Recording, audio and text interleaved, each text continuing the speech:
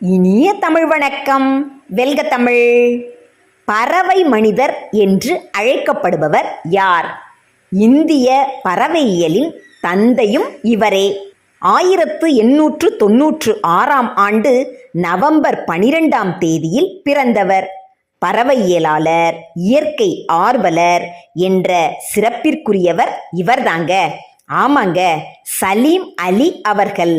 சலீம் மொய்சுதீன் அப்துல் அலி, இதுதான் இவருடைய முழு பெயர். பறவைகள் பற்றிய பல புத்தகங்களையும் பல ஆய்வுகளையும் மேற்கொண்டவர். தி ஃபால் ஆஃப் அ ஸ்பாரோ, இந்த சுயசரிதை இவருக்கு ஒரு திருப்புமுனையாக அமைந்தது. 1958ஆம் ஆண்டு இவருக்கு பத்மபூஷன் விருது கிடைத்தது.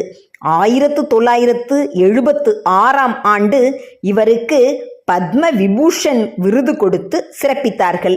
உயரே பறந்த இந்த இந்திய குருவி 1987ஆம் ஆண்டு ஜூலை 27ஆம் நாள் இம்மண்ணை விட்டு பறந்தது. என்னங்க, முடிவு பண்ணிட்டீங்களா? பறவைகளை நேசிப்போம், இயற்கையோடு சுவாசிப்போம். நன்றி, வணக்கம்.